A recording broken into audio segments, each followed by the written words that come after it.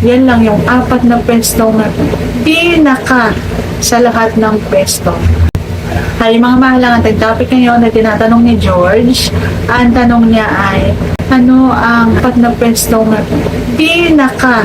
So yun ang ating pag-uusapan for today's video. Interesado ka bang malaman kung ano ang sagot? Please keep on watching. Pero bago yan, kung bago ka pa lang sa aking channel, please consider to like this video and subscribe my channel.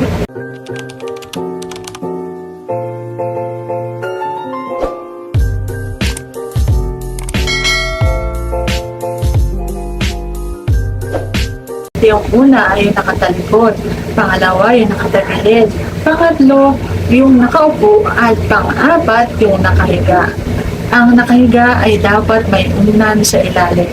Kahit na anong pwesto ang gagawin nyo na nakahiga, basta lalagyan nyo ng unan sa ilalim. Mas maganda kasi yan para sagad-sagad ang timo sa kanyang bulaklak. Pangalawa yung nakatalikod. Basta nakatalikod ng isang babae, depende na lang yan sa kung ano ang pwestong gagawin ninyo.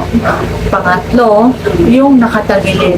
Basta nakatagilid, masarap yan. Depende sa lambot ng katawan ng isang babae. At pang-apat, so syempre, yung babae ang nagmamaneho. Yung nasa ibabaw siya at nakaupo siya sa kandungan mo.